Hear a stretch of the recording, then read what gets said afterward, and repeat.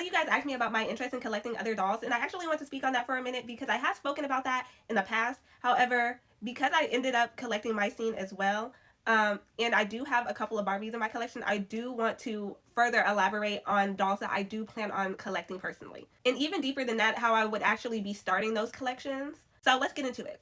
Okay, so dolls that I actually really want and wouldn't mind having in my collection when I get more room, because the only thing holding me back from collecting Barbie, My Scene, and probably Rainbow High and Shadow High, and there's some other dolls I would want to collect, but the only thing that's holding me back from collecting that, I talked about it before, is space, money, and databases. Okay, as you guys know, I asked a bunch of times, were there any databases on My Scene, Barbie, Monster High, and all of those things where it's like you could see everyone that was ever made.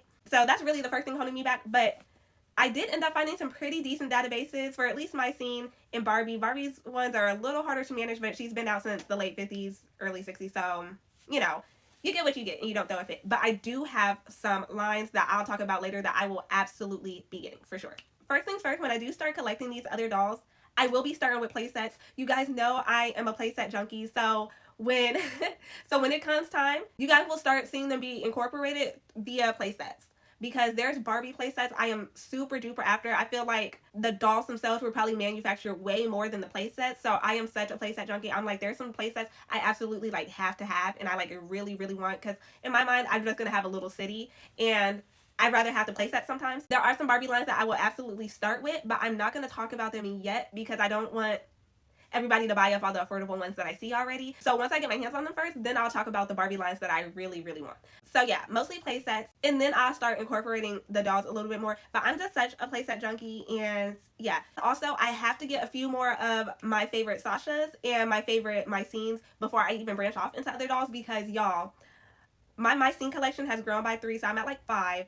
And my Bratz collection has gotten like out of control. And then there's also Littlest Pet Shops that I still want. So a lot of these other dolls are on the back burners, but they're not on the back burner. At least Barbie isn't. Barbie isn't on the back burner because you guys already know when I went to that Barbie like heaven I went to, there was so many play sets and it brought me back, and I already have some like coming to the house.